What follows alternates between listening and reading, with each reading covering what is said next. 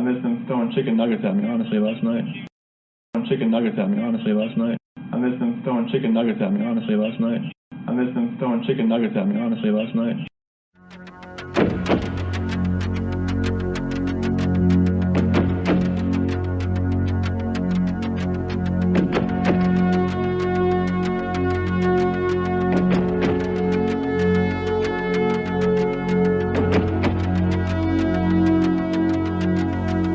Hello and welcome to True Crime Rocket Science, the most credible voice in true crime.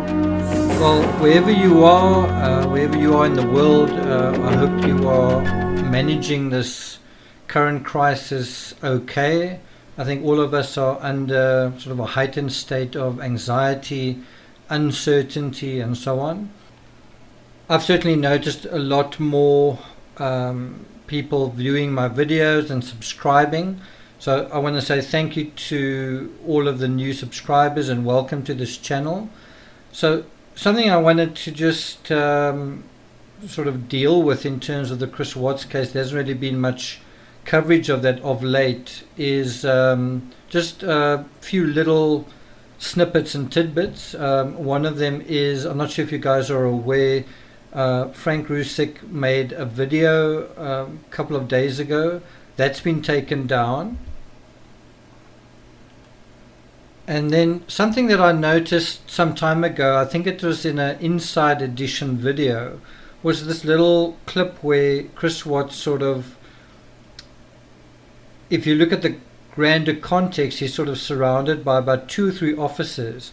This was around about the time of the Sermon on the Porch. You can see he's wearing that charcoal shirt which he was ultimately arrested in, the same shirt that he sat in during the interrogation with Gogh that night, Tuesday night, and then also the whole of Wednesday. But anyway, so he was in his kitchen with about 3 officers around him, and they were sort of just talking informally, kind of casually about, I don't know what you must be going through, but they were kind of supportive of him. And what seemed to almost revel in the fact that I think at that point he was quite confident. He was kind of backing himself. I don't know whether he was wearing Thrive patches or something, but he seemed to be quite cocky, and he seemed to be, when he said, I missed him throwing chicken nuggets at me, he seems to be sarcastic. He seems to be sort of saying it in like an inside joke way, in a kind of a dark way that he's amused and he's on top of his game and no one else really knows what's going on. And I mean, at this point, he doesn't look upset. He actually looks kind of bemused. He seems bemused or amused by the situation he's in. Whereas I missed them throwing chicken nuggets at me, honestly, last night. Whereas we know later on, you sort of see him looking very nervous and unsure of himself and all that kind of thing. One thing that I don't think has been emphasized enough in the Chris Watts case is the impact of sleep deprivation and maybe erratic sleeping.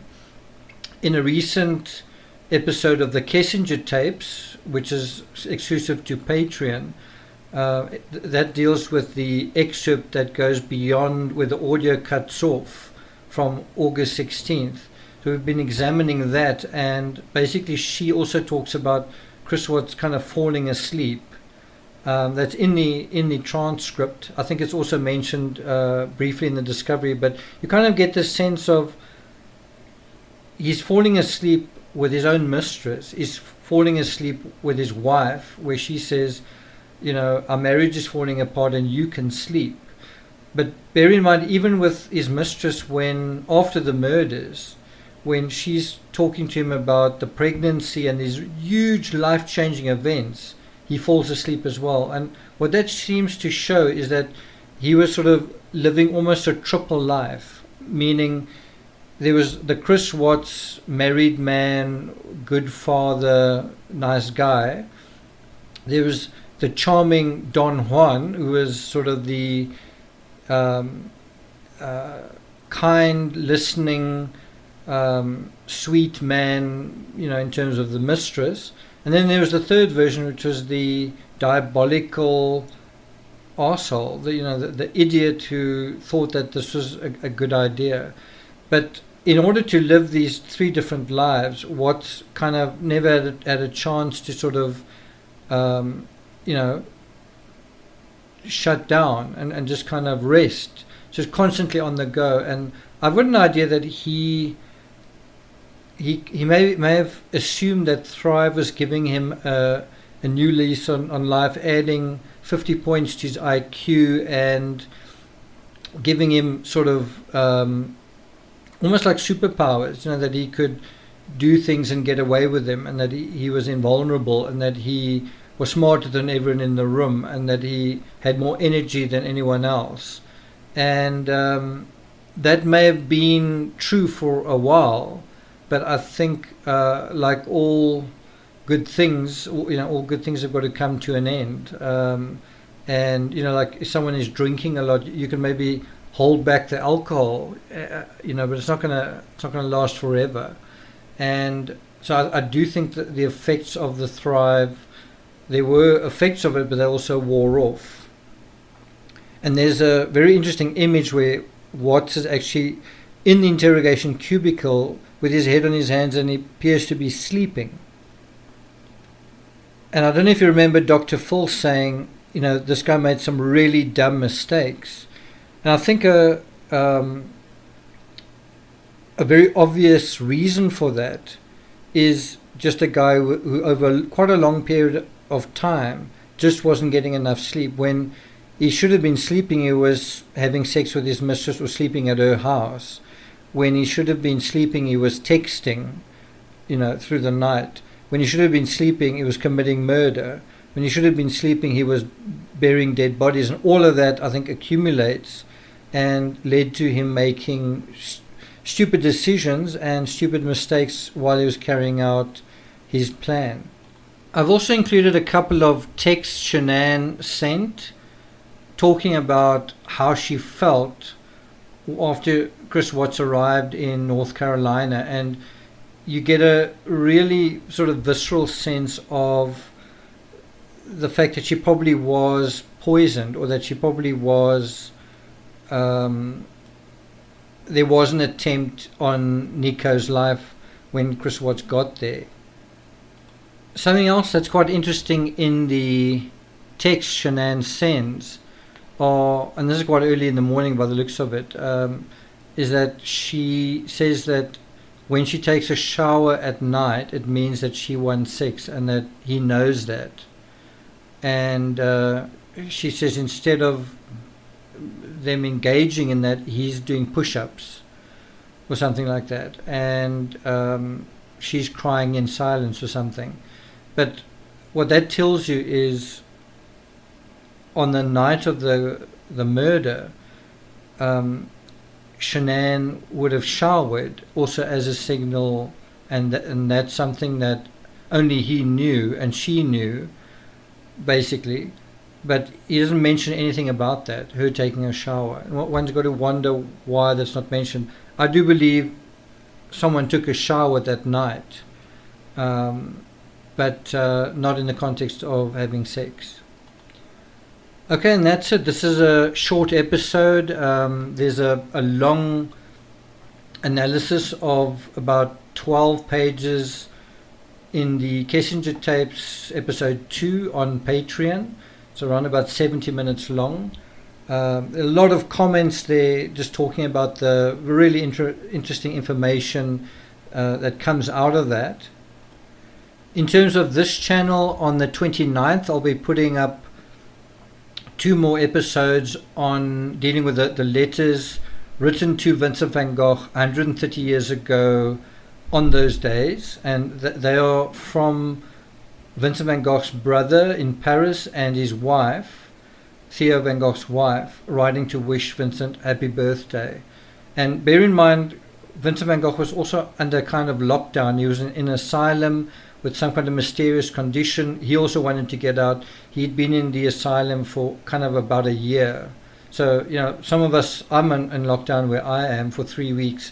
this poor guy was under a kind of lockdown for like a year, and he was, spring was springing, and he wanted to get out into the world. So we can kind of understand what he was going through, only it was much harder, I think, for him.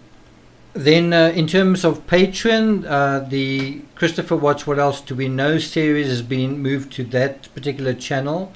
Episode 21's already been uploaded. I'll be doing number 22 probably first thing next week.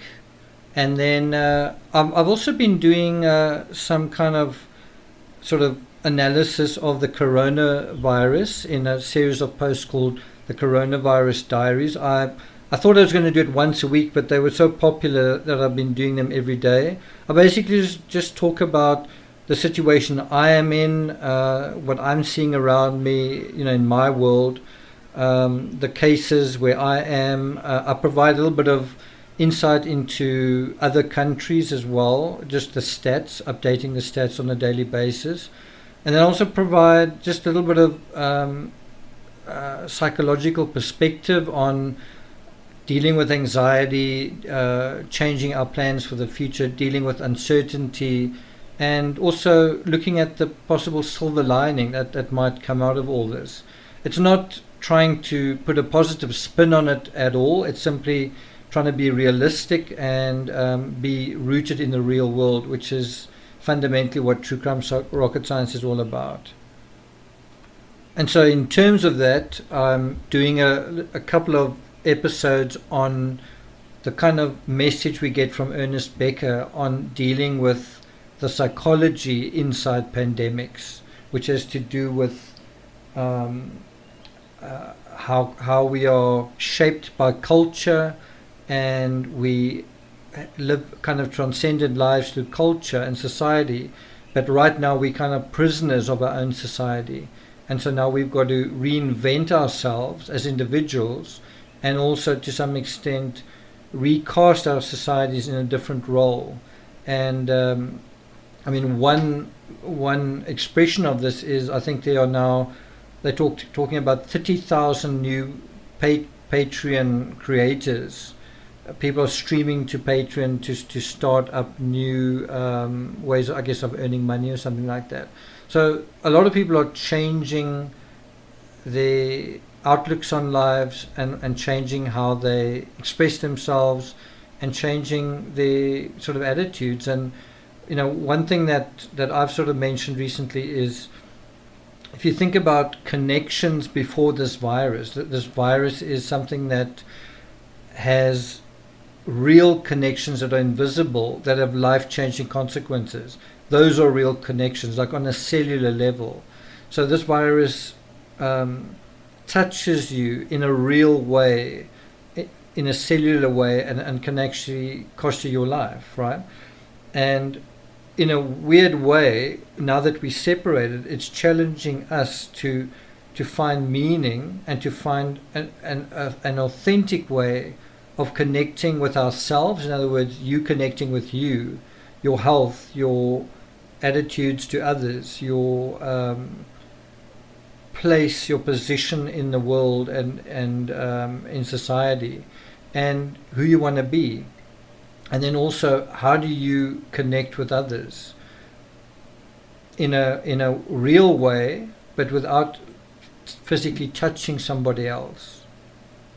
And so that's all sorts of strange inversions and dynamics that are coming about as a result of this insidious and treacherous force that is sweeping across so many countries simultaneously. People are talking about it being a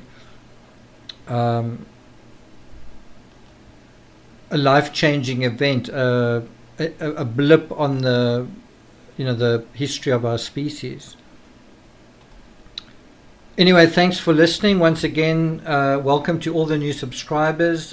Thank you for being here. And wherever you are, stay safe, stay healthy, make sure you get enough sleep, eat well, and I'll see you guys next time.